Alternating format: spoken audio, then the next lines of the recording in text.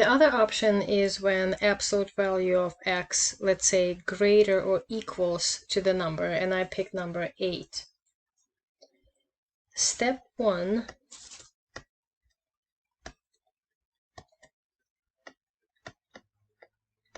Step 1. On a number line, there's a 0. The distance, because we're talking about the absolute value, we're talking about the distance from 0. So distance from 0 to -8 will be exactly 8 units.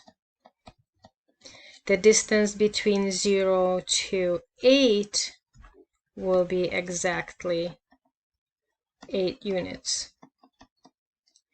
But our distances are greater or greater or equals than 8, meaning because if there's an equality sign, we'll start from 0 to -8. There will be exactly 8 units, which is good. And then because our distances are greater than 8 units, so from 0 to any of these numbers, those numbers, that number, all of those distances from 0 are greater than 8 units. So the numbers we're looking for are going to be on the left of -8. And then on the right side, from 0 to 8, exactly 8 units. And then from 0 to any of those numbers, any of these, all of those distances are greater than 8 units. So the numbers will be on the right of 8. Step 2, I need to unlock the gates. So now I know where the numbers are. And remember, number line, from -infinity to +infinity, number will go from the left to the right.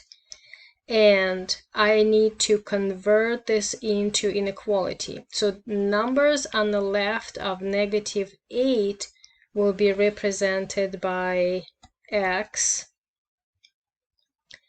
that is less or equals than -8. So x stands for the numbers that are on the left side of -8. All of them are less than -8, like -9, -10, -100, -1000, and so far. Or on the right side, numbers on the right of 8, x will represent the numbers that will be greater or equals than 8. It's like 10, 12, 20, 30, 100, 1000, and so forth.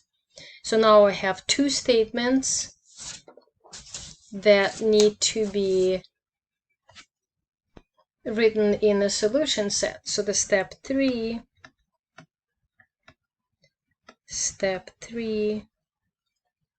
the solution set written in interval notation will be from -infinity to -8, bracket, union, and then bracket from the 8 to +infinity, parentheses.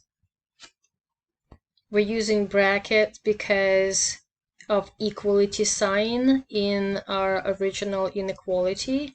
And then remember the parentheses because we cannot include infinity or -infinity.